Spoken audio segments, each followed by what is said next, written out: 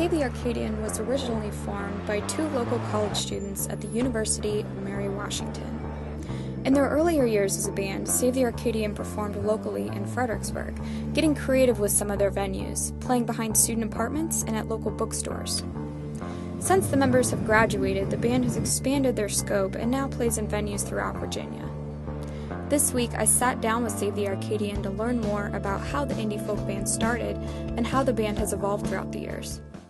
Will and I met in November of 2011, but the band really started, I guess, when Brian joined in like May of 2012. It was all about It was Brian, the fourth really. member, I believe. Wait, Fifth. Fifth. We So had that's a when member it became who a played band. cello leave. He got married, which hasn't stopped long. Yeah, it hasn't. Yeah, Russell and I met and argued and over our first album for a while, and now we're best friends. Yeah, and I came on. I sang with Russell in a group, and he just, one day we were at practice, and he asked, "Hey, like my band, we're recording an album. Could you like play drums on it?" Or no, actually, first we were playing a gig, and you asked if I could practice. Yeah, we were just gonna do one gig with you. Yeah, just one gig, and then we practiced a couple times. Played the gig, went well, and after that there was like maybe another gig, and after that I was like, hey, we got this album, can you play a few songs on it? Yeah. And the rest was history. Yeah, and you regret it every day. Oh yeah. Lonnie and I were friends before this band. We were in rival bands, and to be completely honest, his band was a lot better than we were. But we got you anyways. Yeah. And now we're Stolen. we have the power of both those bands. Oh yeah. And LeVar, for some reason is. I'm just here. I got really bored and ended up with these guys. No, I mean, I guess they were doing some stuff for our recent EP, and they wanted some string parts, and we had a mutual friend in common, and asked me to come play, and I did, and I was great, and they loved me, and that's how it ended. This is what Russell and I do. We've asked people to play on our album. Yeah. And then we just slowly pull pull people in. Suck them in. There's no way out. Yeah, I noticed you guys have like a lot of members. I didn't realize how big you guys I think were. we're up Yeah, to someone's actually missing. 20 Sam's not here. I know. We're more of a collective. Yeah. We saved the Arcadian collective. Yeah. We started out death metal. No, we had a cello, and we were like, well, I guess we'll play folk because we're in a dorm room and we have to be quiet. And we have Yeah, a that was guitar. I think we would have preferred not to play folk, Yeah. but Oh god. Imagine what kind of band we'd be. What were we gonna do with the cello? right. And so it was me, Russell, and Jake. Jake played the cello, and we jammed for like 2 or 3 months before we really played a show, and worked on 3 songs that were I won't call Went through 3 names. Ride. Yeah, we were Big Mice, and then we were Mega Shark, Mega Shark. and now that's we're Save the Arcadian. Yeah. It stuck, but the coming together of all 6 of us really has melded something interesting with pop and rock and folk. Are you guys influenced by other artists? Radical Face is a band that I originally cited as the influence for this band, but everyone in this band hates that. No, I love I Radical like Face. Oh, okay, just LeVar. Just LeVar. Here's Izzy! Oh god. Izzy was a big influence. This is the guard dog. We Oh, had to thank play you. music Oh, that thank Izzy you. appreciated. When we would practice different songs, Izzy would start barking, and we know that song's not going to work. Let's see your mom. Take 5. Were you guys influenced by other artists? No. I think we all came from very different musical backgrounds. I grew up playing jazz mostly, and LeVar was, classically trained violinist, and I don't know about the rest of these bozos, but we all took lessons in different areas and things like that, and came with different musical tastes, and then we kind of just blended those all together. Radical Face, Reliant K's, Forget Not Slow Down, Jack's Mannequin. You would say Jukebox the Ghost. Who else? I don't know.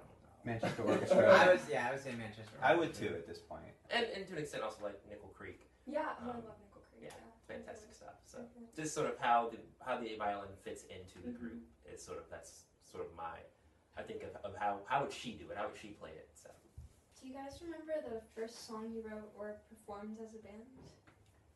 Yeah. Was it Ryan? I think It was I Won't Call. I think it was I Won't Call. Yeah. There was 3 that really came together. We don't sit down and write a song. Mm-hmm. It sort of comes together in parts, and we'll leave it for a week and then come back to it, and Or longer. or 6 months. There are songs on our album, regrettably, that the new one we're working on that we've been working on for 6 or 7 months. Yeah, it's really good. But yeah, I Won't Call, Olive, and Ride, Yeah. which was a very off-the-wall song that Russell and I wrote about me and him as father and son speaking to each. I don't know if it comes across at all. It's up to interpretation. Who's the father and who's the son? It's not. My time has come to ride into the sun. My son, I'll leave you this gun.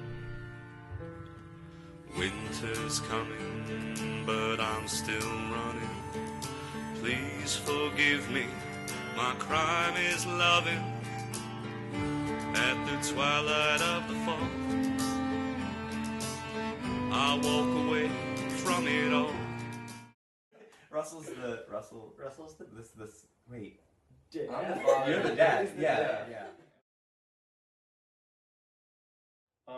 How much we get paid?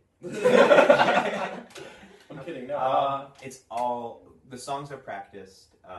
It really helps to have a good sound guy. We work with Zach Victor a lot, who went to UMW.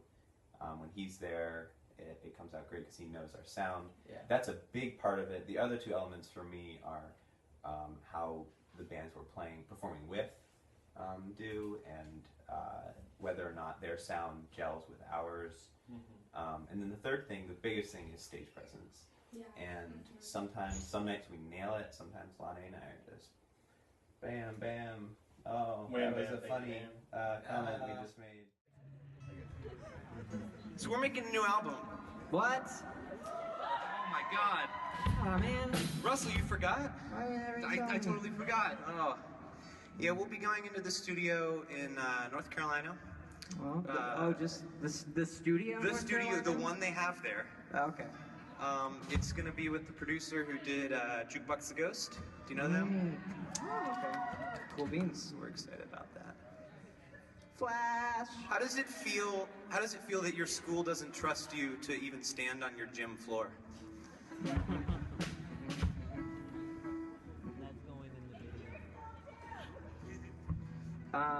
Formerly known as.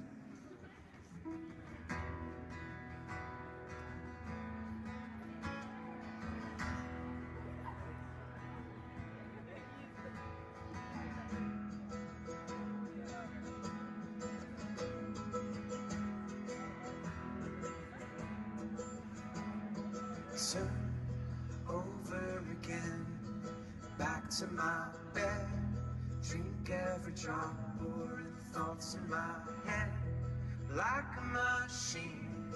Something you said put me to sleep with a promise unkept, but it all levels out.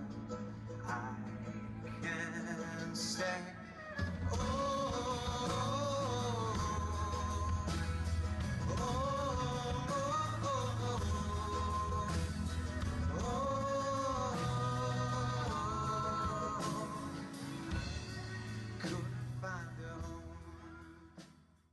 After the concert, we interviewed a few of the audience members.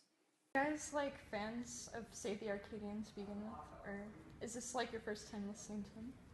Well, I've only heard them once before, but this is like live was way better than what I heard on like Spotify. Yeah. This is my first time listening to them. Yeah, mine too. What did you think of them? She bought the album. I loved them. I thought they were totally awesome. So did I. I thought they were the best show there. Yeah. Probably. So what do you like about the music? I like his voice. Yeah. It's really cool. The violin. Yeah. That was pretty cool. The bar is great. We always care. Would you listen to them again, like in a concert? Oh yeah, definitely. From 2 students in a dorm room to 6 members playing gigs up and down the East Coast, Save the Arcadian has come a long way in 2 years. The group is already recording their 3rd album, and with their indie folk vibe that has attracted fans across the East Coast, they are sure not to disappoint.